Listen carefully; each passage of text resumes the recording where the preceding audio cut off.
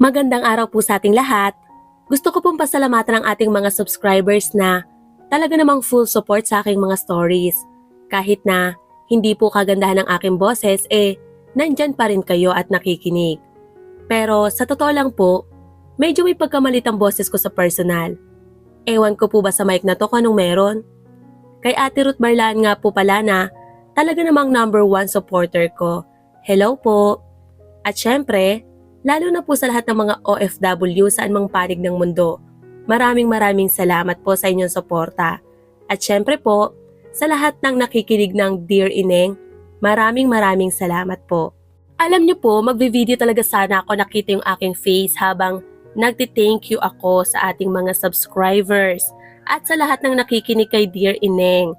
Pero syempre, na-o-olay na po yung boses ko tapos naisip ko na hindi pala ako photogenic, so next time na lang kasi double kill.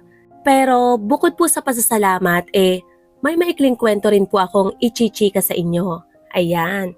Pero hindi lang po basta chika. Bukod sa true to life po ito ay kapupulutan naman natin ng aral.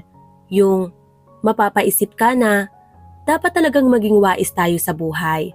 Lalo na sa ating mga kababayan na dugot pawis sa pagtatrabaho para magkaroon ng magandang buhay ang mga pamilya nila. Na nangangarap na pag-uwi nila ng Pilipinas magandang buhay ang madadatnan nila. Hindi ko po kasi inaasahan na magkikwento siya sa akin ng ganon, na talagang naging aral na sa kanya. Yung buong buhay niya, talagang naikwento na niya sa akin. Siguro dahil po wala siyang ibang masabihan ng sama ng loob. May time pa nga na umiyak siya sa sobrang bigat na sa dibdib. Yung hindi na niya kayang sarilinin. Kailangan niya po talagang ilabas. Kahit nga po ako napapayak din that time kasi parang dayo lang siya dito sa bayan namin kaya wala pa po siya halos kakilala. Sa totoo lang po, hindi ko po talaga alam kung paano sisimulan yung kanyang kwento. Pero yung una po niyang sinabi sa akin is OFW siya for 30 years. At ang amo niya doon ay yung may-ari ng mga Emirates na eroplano. Sabi niya sobrang bait daw po talaga ng mga amo niyang yon. Marami po siyang binili dito sa Pilipinas na ari-arian kasi sobrang tagal niya na nga po sa ibang bansa. May mga paupahan po siya sa Tondo at sa Batangas. Pero dahil hindi nga po siya nag-i-stay dito at hindi rin siya butante dito, pinangalan niya po sa asawa niya ang lahat-lahat. And then, after po ilang years, umuwi ulit siya dito sa Pilipinas. Na pag-uwi niya, nalaman niyang iba na ang namamahala ng mga ari-arian niya. Kasi po, may kabit yung asawa niya. At bukod pa doon, matapang yung babae. So, ang ginawa po niya is ipinatulpo niya yung asawa niya at saka yung babae. Kasi ang gusto daw po niya ay mabawi yung mga ari-arian niya sa asawa niya. Pero wala din daw pong nagawa si Tulpo. Kasi nga po, hindi nakapangalan sa kanya. At dahil pinagbantaan siya ng babae na ipapapatay daw siya, kaya po ang napagkasunduan doon sa Tulpo bawal daw siyang lapitan ng babae within 5 kilometers. At yun lamang po yung nangyari doon.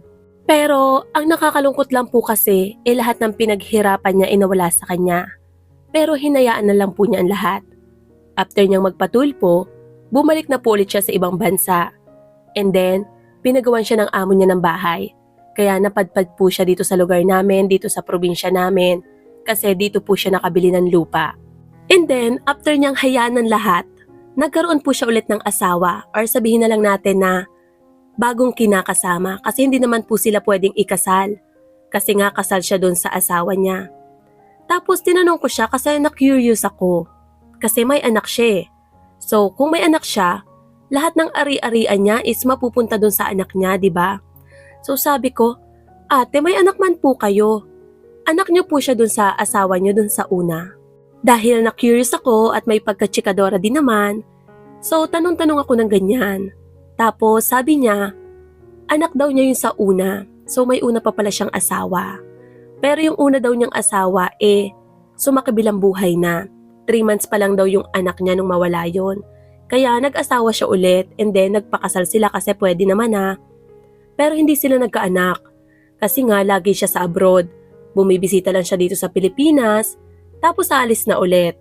Kaso, malas daw talaga siya sa lalaki at hindi daw niya alam kung bakit. So, kahit naman may partner siya dito sa Pilipinas, ganun pa rin naman yung routine ng buhay niya. Andun siya sa ibang bansa, and then yung partner niya, andito sa bahay niya na pinagawa ng amo niya. So, balik na ulit tayo doon sa bumalik na ulit siya sa Saudi. Tapos ilang years ulit yung nagdaan, nagkasakit naman siya ng myoma. Sabi niya sa amo niya na magpapa-opera lang daw siya dito sa Pilipinas. And then after ng operation, babalik na ulit siya doon sa ibang bansa. Sobrang bait daw talaga nung amo niya. Kasi mabait din naman si ate Kasi ayaw siyang pakawalan. Kasi ang gusto, sila yung gagastos ng pagpapa-opera niya. Pero dahil hindi naman siya mapagsamantalang tao kahit na mapera yung amo niya, sinabi niya na may pera naman daw siya, kaya siya na ang bahala sa lahat. Tapos pagdating niya dito sa Pilipinas, na-question pa nga siya ng OWA kasi daw bakit makakalipad agad after ng operation. Sabi niya, yun daw yung amo niya ang susundo sa kanya kasi sila yung may-ari ng mga eroplano. And wala naman daw sa yung OWA, siguro nagulat din kasi ang yaman. And then, after niya magkwento tungkol dyan sa mga amo niya, pag-iibang bansa niya, bigla na lang siyang umiyak. Napaiyak talaga siya. Napaiyak siya sa part na to habang nagkikwento. Kasi sabi niya, may pera naman daw siya.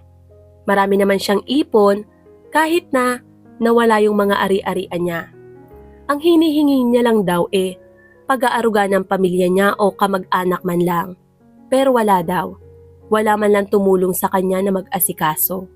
Hanggang sa tumagal ng tumagal, naubos yung pera niya at hindi siya nakapagpa-opera. At ang masaklap, hindi siya nakabalik sa ibang bansa at may nakuha na rin kasi yung amo niya doon. Tapos, natapos yung kwento namin doon. So after ilang days pa, nagkwentuhan ulit kami. Nagkwento ulit siya sa akin. Umiiyak siya kasi sobrang sakit daw. Ang dami daw kasi talagang lumalabas na dugo sa kanya at buo-buo pa. Sabi ko nga sa kanya na may pagkaseryoso yung tono ko pero natatawa din naman ako. Kasi sabi ko sa kanya, ate, manghingi ka po sa mga kandidato at lalo na ngayon at malapit na ang butuhan. Pero no joke talaga yon. Pwede ka namang manghingi, di ba, ng tulong. Pero sabi niya, kahit daw gustuhin niya, hindi daw siya makalapit. Kasi hindi pa nga daw siya nakakaboto dito sa Pilipinas. Hindi daw kasi siya botante dito. After 30 years daw kasi, ngayon lang siya nagtagal dito sa Pilipinas. So kung hihingan man siya ng papel, wala daw siyang ipapakita. So tiis-tiis talaga muna siya. Tapos, wala na akong ibang mai-comment kasi wala naman akong pera na maipapautang sa kanya o maibibigay dahil hindi naman ako ganun kayaman. Wala talaga akong pera. Tapos, bigla siyang napatawa kasi sabi niya, nagpunta daw siya sa Batangas. Tiningnan daw niya yung isa niyang paupahan doon. Ibang-iba na daw talaga yung itsura. Tapos, ang namamahala ay yung pinsan nung kabit nung asawa niya. Nagalit pa nga daw sa kanya, kaya siya natatawa. Kasi, ang dami daw niyang tanong. Tapos tinitingnan daw niya yung mga kwarto, hindi naman daw siya uupa. Kasi 3 palapag daw yon. So lahat daw ng kwarto, tiningnan niya, tapos tanong-tanong siya. Kasi na-curious na siya kasi iba na nga yung itsura. Nanghihinayang daw siya dun sa marmol niyang table, sabi pa niya. Kasi ang mahal daw nun. Tapos sinira lang at dinisign daw dun sa mga sahig ng CR. O diba napaka hindi ko maipaliwanag yung buhay talaga ni ate. Grabe yung dinadanas niya. Alam niyo ba, kahit pinagkikwentuhan lang ako ni ate, naiinis ako dun sa babae ng asawa niya. At hindi ko alam kung bakit, pero naiinis talaga ako. Siguro nakita ko na napakabait talaga ni ate. Akalain niyo yun? Hinayaan niya ang lahat na mawala sa kanya. Walang natira sa kanya. Walang-wala siya ngayon. At wala rin siyang mahinga ng tulong. Tapos akala niya, matatapos-tapos na ang kamalasan niya sa buhay. Pero ayun, sobrang malas daw pala talaga niya sa asawa or sa lalaki. Kasi yung kinakasama niya ngayon, nandun na daw ang lahat ng pinaka magiinom, pinaka pasaway, lahat ng pinaka. Tapos, natigil ulit yung aming pagkikwentuhan doon. And then, after a week, ayan na naman siya. Sabi niya may problema daw siya. Kasi nga yung asawa daw niya nalasing. Tapos hinabol daw ng taga yung anak niya. Kaya papunta daw sila sa barangay at mag-uusap daw sila kasi gusto niya nang makipaghiwalay. Tapos ayun, natapos yung aming chikahan doon kasi busy na siya. Tapos after ilang days, ayan, nag-update na ulit siya sa akin. O diba, ang ate mo updated. Sabi niya, yung asawa niya is binalik niya doon sa magulang. Tapos yung mga magulang pumunta daw sa kanya kasi baka daw pwede pang maayos yung lahat. Sabi naman niya, ayoko na po. Ayoko nang mag-asawa. Sa inyo na po yung anak nyo. Ayoko na ng sakit ng ulo. Hindi na po kami magkakabalikan. Ayoko na. O diba, tumibay si ate. Ngayon, nagbabantay siya ng dalawa niyang pamangkin. Isang babae at isang lalaki. Yung nanay daw kasi ng mga bata ay tinulungan niyang mag-abroad. Kaya nasa Saudi ngayon. Yun namang kapatid niya na tatay ng mga bata ay nagko-construction sa Maynila. At syempre, akala ko natapos na doon ang kwento ni ate. Pero hindi pa pala, may kasunod pa siyang chika. Kasi, hindi daw niya alam kung saan napulot ng kapatid niya yung nanay ng mga pamangkin niya. So, hindi ko rin naman alam kung saan. So, ayun na nga, kuwenento niya sa akin kung paano nagkakilala yung kapatid niya at saka yung asawa niya. Kasi ngayon, nagagalit daw siya doon sa nanay ng mga bata kasi pagkarating ng ibang bansa, after niyang matulungan, nakikipaghiwalay na daw sa kapatid niya. So sabi naman daw niya siya na nga daw nagsasakripisyong magbantay sa mga bata tapos nag-aaway pa. Basta't wag lang daw ititigil ang pagpapadala sa mga bata dahil kung hindi, isusumbong daw niya sa OWA at papauwi niya yung babae. So natakot siguro yung babae kaya hanggang ngayon diretso yung pagpapadala. Yung mga bata kasi isang kinder at isang grade 1. Tapos yung babae hindi pa nagsasalita. Hindi naman nila maipa-therapy kasi wala nga silang pera. So, intay-intay lang sila siguro kung kailan magsasalita yung bata. Tapos, one time, masaya siyang nagkwento. O diba, may masaya din naman. Sabi niya, makakapag-abroad na daw siya ulit. Tapos sabi ko, ate, paano yung sakit mo? O diba, yun agad yung naisip ko. Ano bang utak to? Sabi niya, hindi naman daw nakikita yung mayoma sa medical. Pero dapat ready. Kasi bigla daw sinusundot yung tiyan o yung puson. So dapat hindi daw siya umaray. Sabi ko ate parang napakasakit naman nun. Pero syempre gustong gusto daw talaga niya mag-ibang bansa. Kasi siguro sa hirap ng buhay. Hindi ko alam kung pinaglalaroan si ate ng tadhana o pinapaasa lang siya. Kasi after a week, ayan na naman, umiiyak na naman siya. Yun pala kaya masaya siya nung nakaraan. Akala niya nawala na yung pagdurugo niya. Kasi tumigil na daw at hindi na rin masyadong sumasakit. Tapos nung gabi, hindi na siya makatayo kasi ang dami naman dugon lumalabas sa kanya.